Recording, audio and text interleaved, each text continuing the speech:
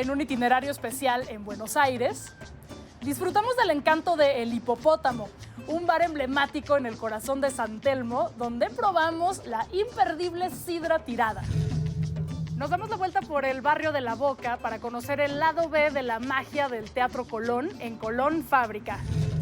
Platicamos con Alfredo Genovese, un artista experto en un estilo de rótulos que ha sido declarado Patrimonio de la Humanidad, el fileteado porteño. Y caminamos por las calles de Puerto Madero y el microcentro con Femitour, un recorrido que visibiliza a las mujeres de la historia argentina. Te damos la bienvenida a Buenos Aires y a Itinerario. ¡Comenzamos!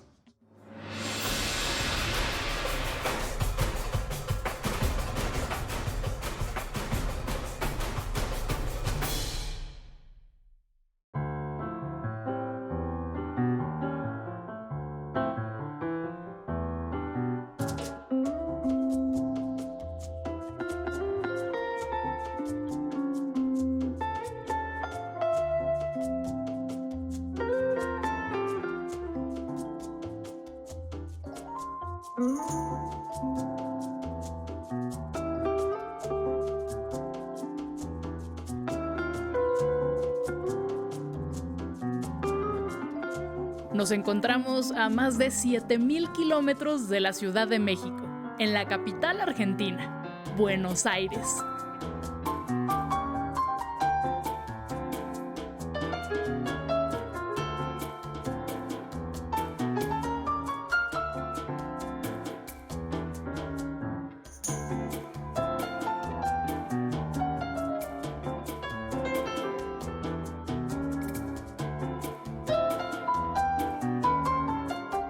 Nuestra primera parada está a unas cuadras del microcentro, en San Telmo, barrio histórico, turístico y auténtico a la vez, donde el encanto porteño habita en cada esquina y cobra vida en uno de sus más legendarios bares.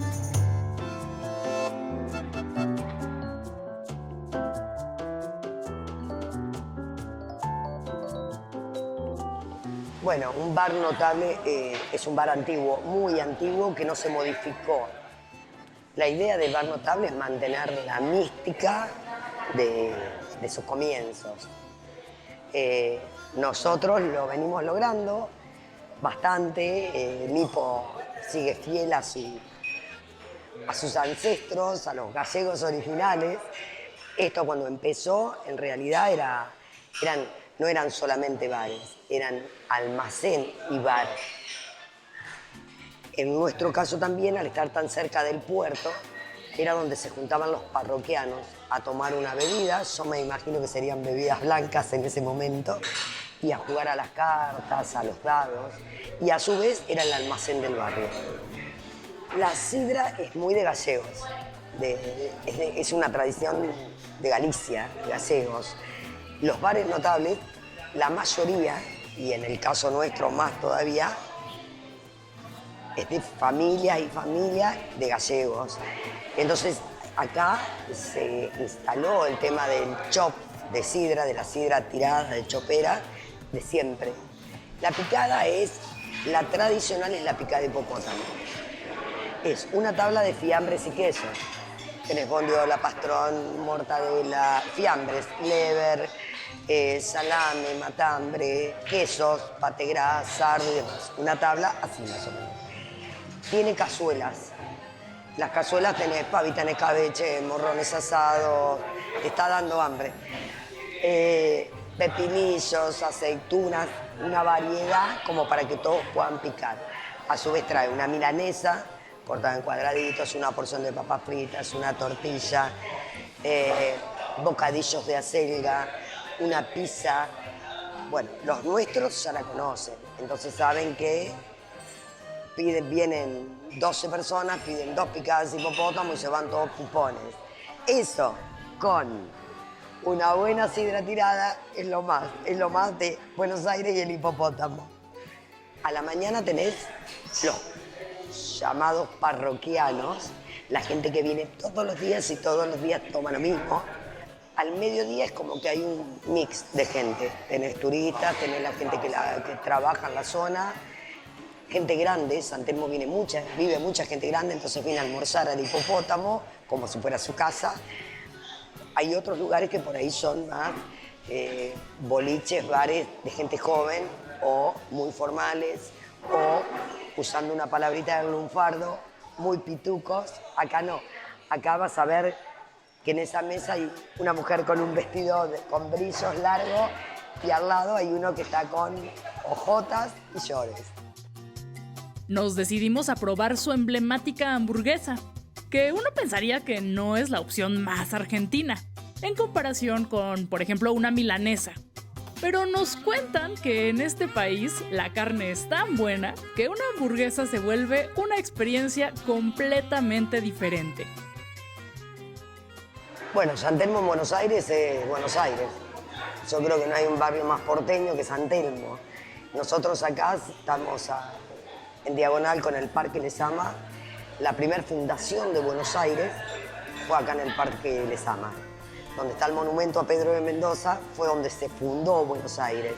Y el que conoce San Telmo, la arquitectura que tiene, es súper viejita, súper antigua. Para mí es el barrio más lindo. Y bueno, el Hipopótamo es mi casa. Es mi casa. Es como un intercambio continuo de buena onda y de ideas. Está buenísimo, qué sé yo, no sé. Ahora ya sabes a dónde ir cuando estés de visita por San Telmo.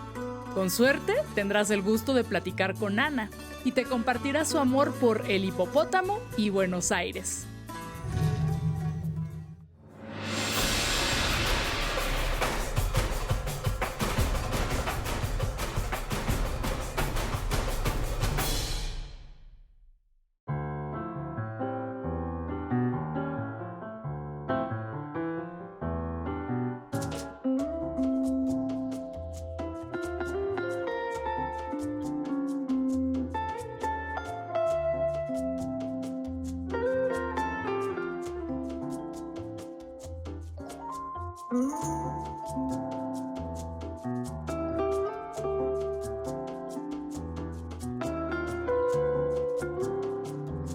En el barrio de La Boca se encuentra Colón Fábrica, donde descansan los secretos del Teatro Colón.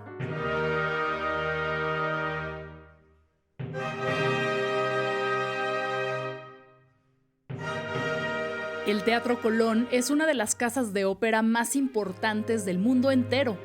Con más de 100 años siendo el orgullo de los porteños, tiene una acústica tan excepcional que cantar ahí es la meta de toda soprano o tenor.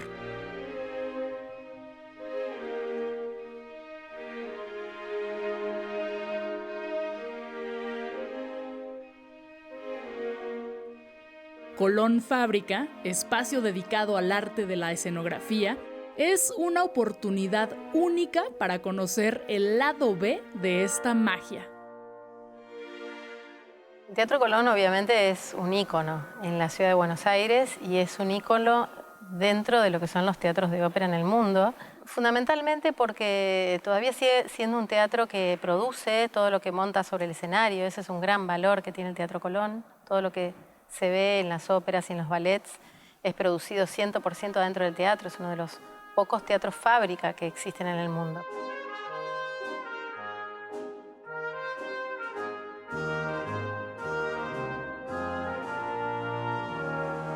Lo que está exhibido en general son obras de los últimos años de programación del teatro, que es justamente cuando se empieza a intensificar esta necesidad de conservación y de preservación de lo que se hacía para poder reutilizarlo y no tener que volver a hacer una escenografía de nuevo si la obra se repone.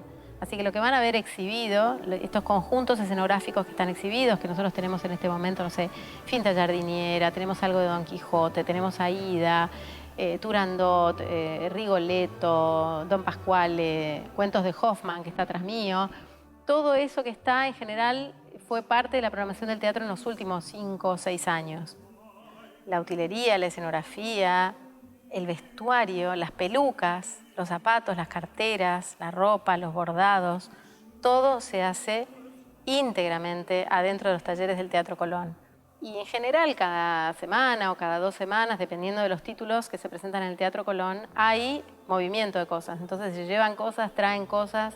Y eso para nosotros es maravilloso, porque es como si todo el tiempo te estuvieran trayendo cosas como para jugar a ver qué podemos exhibir, qué de todo esto nos puede servir para contar una historia, qué de todo eso nos puede servir para decirle a la gente, che, la semana que viene está esta obra y si la vas a ver, después vas a venir acá y todos los elementos que vos viste sobre el escenario pueden llegar a estar exhibidos acá. Entonces, es una dinámica que a nosotros nos parece una oportunidad excelente para multiplicar la divulgación del trabajo que se hace en el teatro y para estimular a la gente a que vaya a ver una obra. Y los orientamos y les preguntamos si fueron alguna vez o no, y si no fueron, por qué no fueron, y si les gustaría, y de todo lo que vieron, qué les gustaría ir a ver. Y hay gente que te dice, uy, vi el video de Turandot acá, si la vuelven a poner no me la pierdo. O vi Aida, si la vuelven a poner no me la pierdo. O esto qué lindo, esto qué otro. O qué podría ir a ver. Nosotros tenemos una misión, que es una misión de divulgación, y nos encanta. La verdad que nos permite eso, ¿no? Tener una relación con el visitante fluida y siempre orientada hacia que la gente se enganche con el mundo de la ópera. Que el que no se enganchó todavía lo haga y lo pruebe alguna vez porque eso es inolvidable.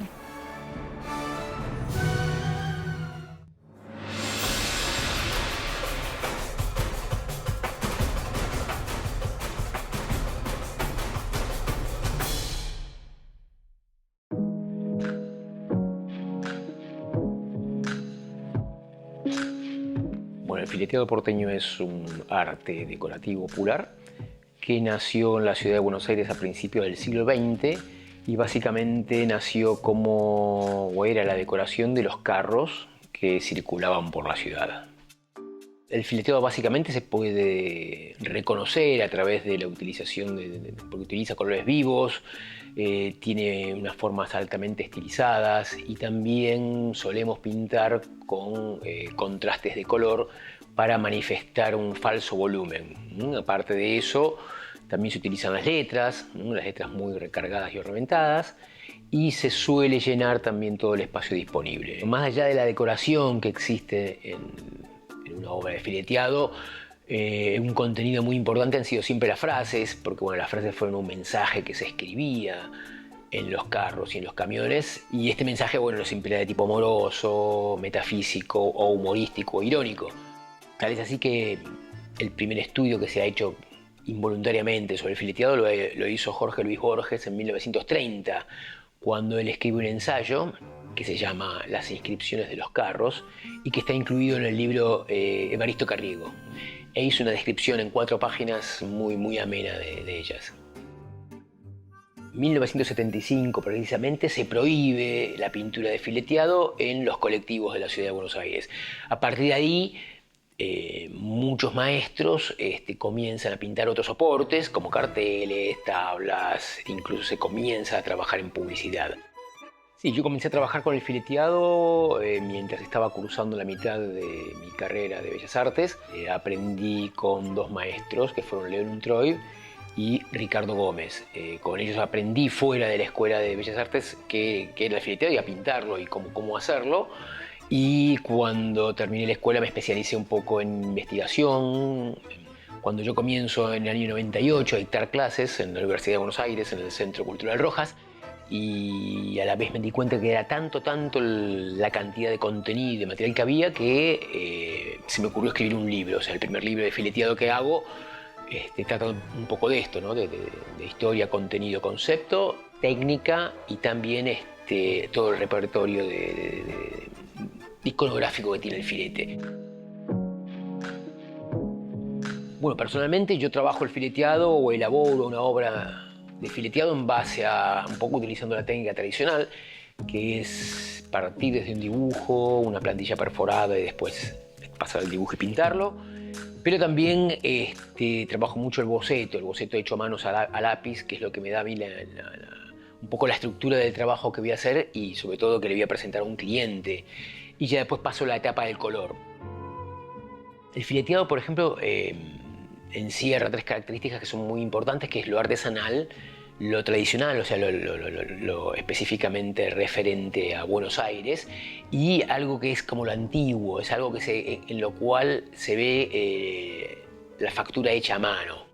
Y se ha convertido también en una forma de design internacionalmente reconocido. Entonces muchos clientes buscan representar a través de la iconografía de fileteados su marca, sus productos, sobre todo para fidelizar a un público local argentino. Es una pintura bastante estimulante y que permite mucho, digamos, el juego en cuanto a su ejecución, en cuanto a las temáticas que uno elige, en cuanto a los colores, a todo lo que utiliza. Para mí ha sido un gran placer poder vivir del fileteado y con el fileteado, porque bueno, fue un poco ver lo que había cuando yo comencé y darle también como un impulso nuevo a través de lo que se me ocurrió hacer con el fileteado. Estoy muy feliz de poder todavía seguir haciendo esto, ¿no? El día que no pueda hacer más esto voy a tener que comenzar a trabajar. Hola, mi nombre es Alfredo Genovese y soy fileteador porteño.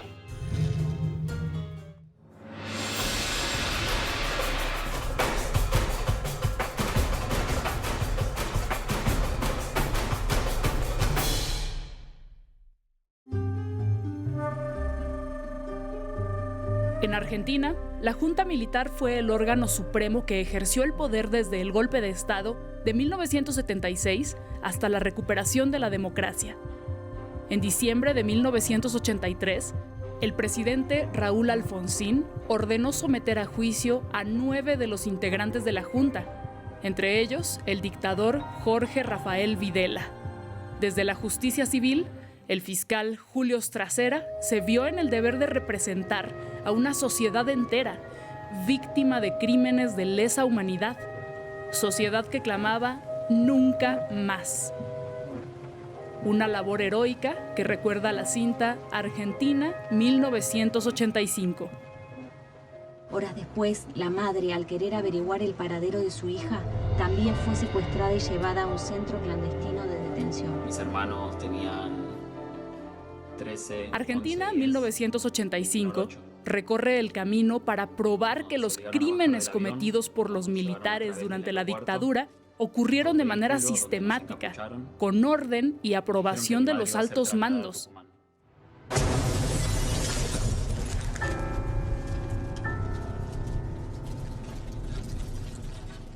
Después de meses de intimidación y amenazas al fiscal y su equipo, los testimonios de cientos de testigos de secuestros, torturas, asesinatos y desapariciones forzadas demostraron que se trató de terrorismo de Estado. Dirigida por Santiago Mitre, Argentina 1985 ha sido aclamada por su habilidad para abordar de manera accesible la complejidad legal e histórica, con un guión desgarrador que a su vez no le cierra las puertas al humor, así como por las actuaciones de Ricardo Darín como Julio Stracera y Peter Lazzani como el fiscal adjunto Luis Moreno Ocampo. Y su retrato no solo de los hechos, sino de una época entera. La cinta ha sido premiada en el Festival Internacional de Cine de Venecia y en el Festival Internacional de Cine de San Sebastián, y preseleccionada para competir como mejor película internacional en los Oscar. A partir de este juicio y de la condena que propugno, nos cabe la responsabilidad de fundar una paz basada no en el olvido, sino en la memoria, no en la violencia, sino en la justicia.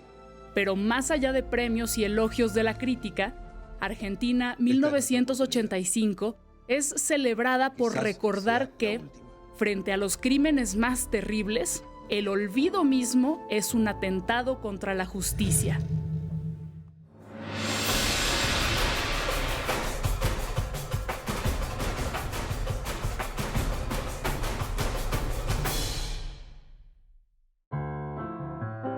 Hay muchas formas de ver una ciudad. Una de ellas es no solo a través de lo que tiene, sino a través de lo que le hace falta. Este es el caso de Femitour, un tour dedicado a las grandes mujeres de la historia argentina y la lucha por verlas representadas en las calles de Buenos Aires. Lo que nos veníamos dando cuenta desde hace unos años antes, es que no todos los recorridos que hay en la mayoría de las ciudades son recorridos en donde se cuentan la historia de esos lugares y esas historias siempre son protagonizadas por varones. Y nos empezamos a preguntar, bueno, ¿qué pasa con las mujeres que vivieron en esta ciudad, que hicieron historia, que fueron importantes en ese país? Entonces empezamos a crear también una propuesta que pudiera contar esas historias y a la vez que pudiera mostrar cómo esas historias no están representadas en las calles de nuestra ciudad. El Femitour comienza en Puerto Madero, barrio donde por ley las calles deben tener nombres de mujeres notables. Nosotras en principio cuando creamos el tour lo pensamos para personas extranjeras. Nos dábamos cuenta que había muchas personas que venían de afuera queriendo saber qué pasaba en Argentina con el feminismo, con el movimiento de mujeres, sobre todo después del 2015, que fue cuando, digamos, se masificó el movimiento con el Ni Una Menos, y bueno, poder darles acceso a esa información. Pero rápidamente nos dimos cuenta que las personas de acá también estaban interesadas, quizás no en conocer qué es lo que estaba pasando en este momento, pero sí en poder historizar esto que estaba pasando, conocer las historias de mujeres que nos precedieron y que influyeron en las cosas que están pasando ahora. Entonces, cuando nos pusimos a crear el tour y a buscar rincones de nuestra ciudad que nos sirvieran como excusa para contar estas historias, nos dimos cuenta que estos lugares eran muy pocos, que no era fácil hacer un tour, por ejemplo, de monumentos. En tu ciudad, ¿cuántas calles o cuánto porcentaje de calles con nombre de mujer pensás que puede haber? Caminando nos encontramos a Micaela Bastidas, mujer indígena y estratega militar, a Julieta Lanteri, quien logró votar legalmente cuando las mujeres aún no tenían derecho al voto, y a Azucena Villaflor, de las fundadoras de la Asociación de las Madres de Plaza de Mayo, desaparecida durante la dictadura. 40 años antes, 1911, Julieta Lanteri votó en Argentina. ¿Qué hizo para votar Julieta Lanteri? Entonces, a partir de ahí también nosotras empezamos a redescubrir otra ciudad, desde otra mirada, con otras historias, o con historias que ya conocíamos, pero que también empezamos a investigar y a profundizar y a conocer un poco más. Entonces, bueno, digamos, ahora yo cuando camino por la ciudad no solo voy a trabajar y vuelvo, sino que miro un montón de otras cosas. Por ejemplo, cómo se llaman las calles, cómo se llaman los parques, cómo están representadas las mujeres en los monumentos. Ahora yo cada vez que viajo miro las ciudades desde esta perspectiva, me hago estas preguntas, ¿cómo estamos representadas? ¿Qué historia nos cuentan las calles? Si los nombres de las calles son nombres de genocidas, son nombres de personas que lucharon por la libertad de los pueblos. Una perspectiva totalmente distinta de cómo pasear por un espacio público, básicamente. El recorrido termina frente a una estatua de la independentista Juana Azurduy, pero Femitour sigue. Nos acompaña en una nueva forma de conocer Buenos Aires y otras ciudades.